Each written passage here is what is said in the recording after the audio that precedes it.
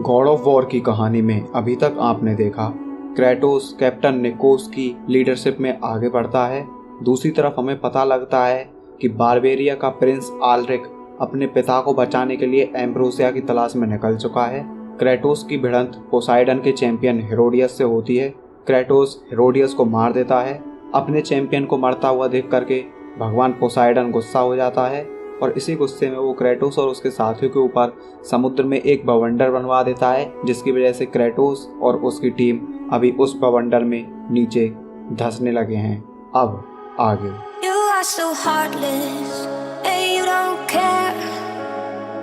And I don't even know what I've been fighting for. You got me hoping, and you don't care.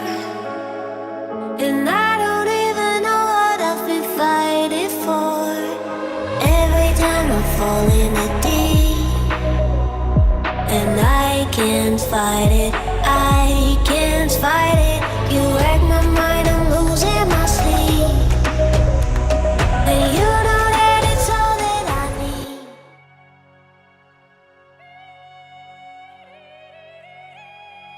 यहाँ Kratos का एक साथी बोलता है, मुझे ऐसा लग रहा है कि ये बवंडर बस हमें मारने के लिए आया है। शायद हमने भगवान पोसाइडन को गुस्सा दिला दिया है। लेकिन क्रेटोस यहाँ चिल्ला करके बोलता है, डटे रहो, हम लड़ने के लिए जिंदा बचेंगे और तुम दोनों कैप्टन निकोस को संभालो। अब तुम लोगों को अगर याद हो तो यहाँ तक आते हुए कैप्टन निकोस जो है घायल हो चुके थे और वो इस बवंडर में आसानी से सरवाइव नहीं करने वाले थे। इसी वजह से क्रेटोस अपने साथियों को बोल रहा है कैप्टन निकोस को संभालने के लिए। यहाँ क्रेटोस न केवल अपनी जान को बचाने के लिए लड़ रहा था बल्कि अपने साथियों की जान को बचाने के लिए भी लड़ रहा था। क्रेटोस यहाँ बोलता है, हम सभी को साथ में रहना होगा। लेकिन उसके दिमाग में एक बात और थी कि उसकी बेटी अभी उस प्लेग की वजह से खतरे में है। तभी सीन शिफ्ट होता है और हमें फिर से भगवानों को दिखाया जाता है, जहाँ पे गॉड ऑफ स्पीड यानी कि रफ्तार का देवता है, फिर गॉड ऑफ मैसेंजर जिसको बोलते हैं हर्मीस, वो बोलता है, वैसे पोसाइडन ये वाला बिल्कुल ही अड़ियल लगता है। लेकिन पोसाइडन बोलता है, कोई बात नहीं, आखिरकार एंड में ये डूब ही जाएगा। अब जैसे ही ये भंवर क्रेटोस और उसके साथियों पे गहरा होता जा रहा था, क्रेटोस का शक पक्का होता जा रहा था।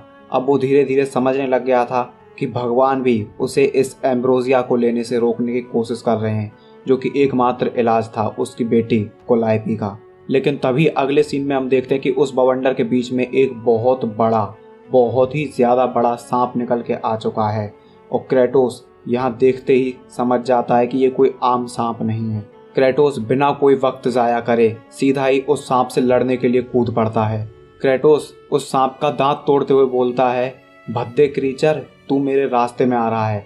और इतना बोल करके क्रेटोस उस सांप की आंख फोड़ देता है और आगे बोलता है, इसी वजह से अब तेरे को मरना होगा। और तभी हम देखते हैं कि क्रेटोस ने उस सांप का गला काट दिया है। वो सांप गला काटने की वजह से बार बार जोर जोर से सांसें लेने की कोशिश कर रहा था। तभी क्रेटोस का एक साथी बोलता है, क्रेटोस तुम देख रहे हो, ये सांस लेने के लिए फड़फड़ा रहा है। तभी क्रेटोस बोलता है, ये यहाँ रहता नहीं है, ये ज़रूर कहीं ना कहीं नीचे से आया है। क्योंकि क्रेटोस ये देख करके समझ गया था कि अगर ये पानी में रहने वाला जीव होता तो इस तरीके से हवा के लिए नहीं फड़फड़ाता जिस तरीके से फड़फड़ा रहा है। हाँ, पानी के जीवों को भी हवा की ज़रूरत होती है, लेकिन इतनी ज़्यादा नहीं जितनी इस सांप को पड़ रही थी। अब यही देखते हुए क्रेटोस समझ गया था कि इस पानी के नीचे कहीं ना कहीं रास्ता हो सकता है। इसी वजह से क्रेटोस अपने आदमियों से बोलता है, योद्धाओं, जितनी हवा हो सके अपने अंदर ले लो और मेरे पीछे आओ।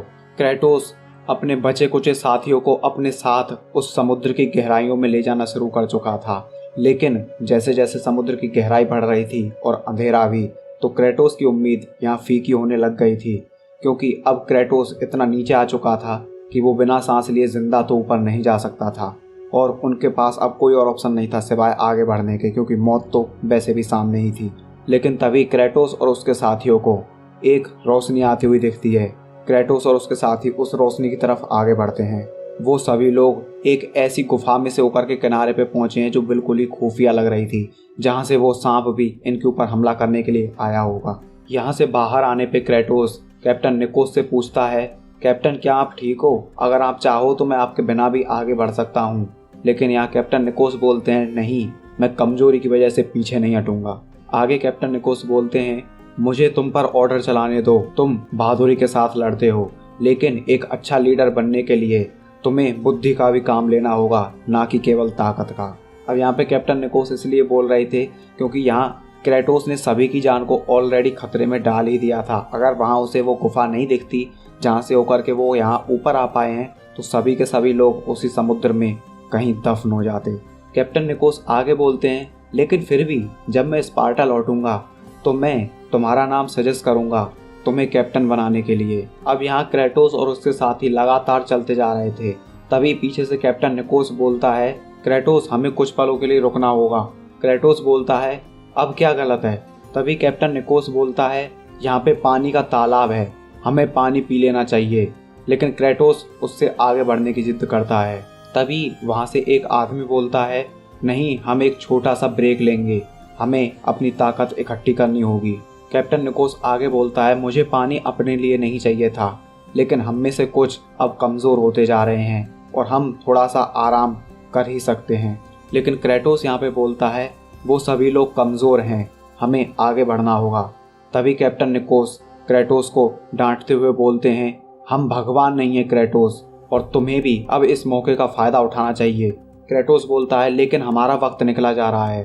तभी कैप्टन निकोस बोलता है, एक अच्छा लीडर अपने आदमियों की जो ज़रूरत है उन्हें खुद की ज़रूरतों से आगे रखता है। क्रेटोस कैप्टन निकोस से अपनी बेटी के बारे में बताता है, लेकिन यहाँ पे कैप्टन निकोस बोलता है, मैं समझता हूँ तुम जो कह रहे हो, लेकिन अपने आदमियों पे भरोसा रखो, वो तुम्हें निराश नहीं करेंगे। लेकिन तभी अगले सीन में हम देखते हैं कि एक जो लड़की है वो दूर से क्रेटोस और उसके साथियों को देख रही थी और वो बोलती है, पोथिया वो यहाँ आ चुका है, जिसके बारे में आर्टेमिस ने हमें बताया था। अब तुम लोगों के लिए बता दूं, ये आर्टेमिस वही देवी है जो कि इस जुए में भाग ले रही है देवताओं के साथ, जो कि अपने अपने योद्धाओं को जो है जिताना चाहते हैं। और जो पोथिया है, ये पोथिया नाम की जो वॉरियर है, ये गॉडेस आर्टेमिस की चैंपियन है। यहाँ पे पोथिया बोलती है, एरिस का चैंपियन, क्या वो अकेला है?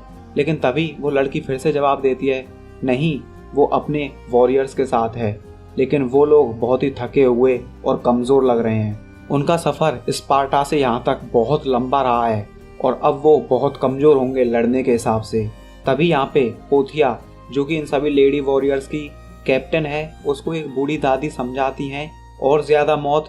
पोथिया, मैंने तुम्हें समझाया था आगे आने वाले खतरों के बारे में। लेकिन यहाँ पोथिया बोलती है, हाँ तुमने बहुत बार समझाया है लेडा, लेकिन अब हमारे पास कोई और दूसरा विकल्प नहीं है।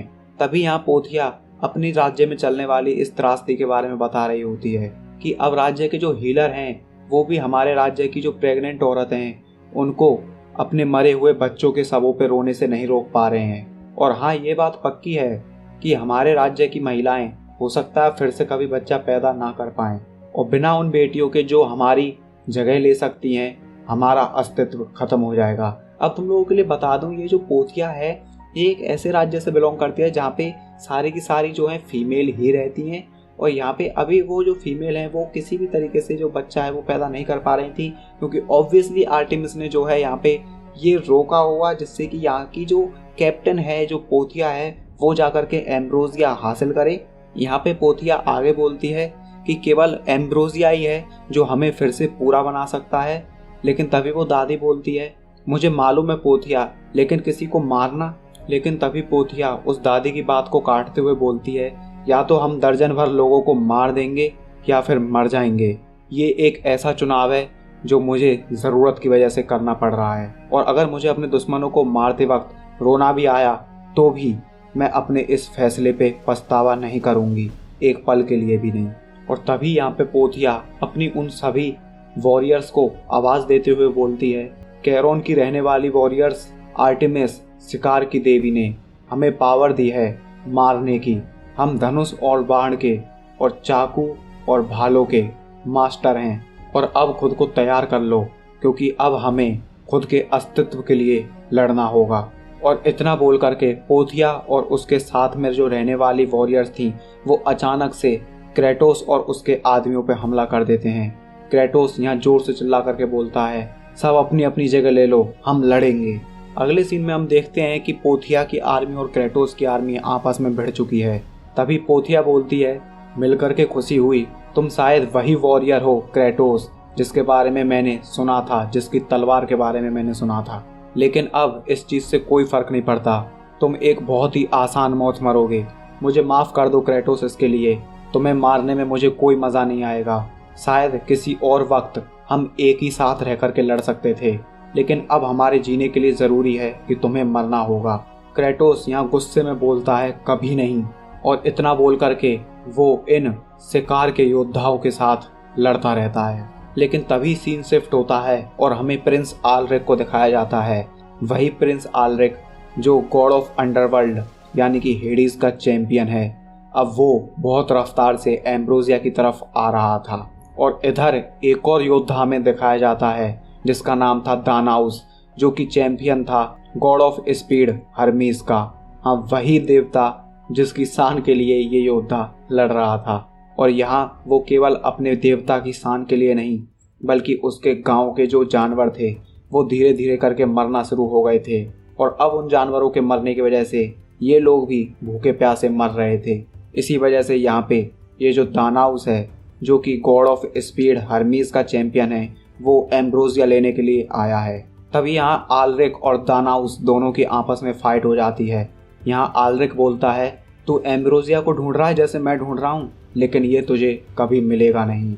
और यहाँ दानाउस प्रिंस आलरिक के योद्धाओं को मारते हुए बोलता है, तुम गलत हो बारबेरियन, मेरे लोग मारे जाएंगे अगर। लेकिन तभी हम देखते हैं कि प्रिंस आलरिक ने हर्मीस के चैंपियन का सर धड़ से अलग कर दिया है और वो बोलता है, बहुत वक्त बर्बाद कर लिया तुमने मेरा।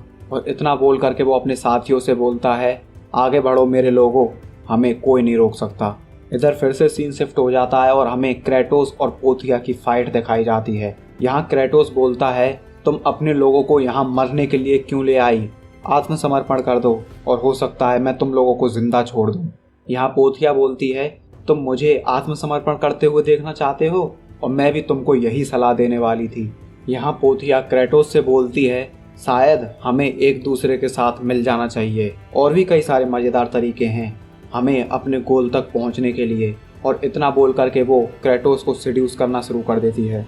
लेकिन क्रेटोस अपने ऊपर से पोथिया का हाथ हटाते हुए बोलता है, किस लिए? इसलिए कि जैसे ही तुम्हें मौका मिले तुम मेरे पीठ में छुरा घोंप दो। तुम्हें मालूम है कि वहाँ पे एक ही एम्ब्रोसिया है और केवल एक का ही काम बन सकता है। लेकिन तभी पोथिया बोलती है, कितनी शर्म की बात है, अब तुमने मेरे पास कोई भी चुनाव नहीं छोड़ा। और इतना बोल करके वो क्रेटोस के ऊपर हमला कर देती है। क्रेटोस यहाँ बोलता है, मैं बात करते करते थक चुका हूँ, अब मर जाओ। और इधर हम देखते हैं कि क्रेटोस ने पोथिया को कमर पर से 2 टुकड़ों में काट डाला है। यहाँ कैप्टन निकोस बोलता है, हमारे आदमी जीत गए। और तब क्रेटोस बोलता है, फिर तो हमें आगे बढ़ना चाहिए।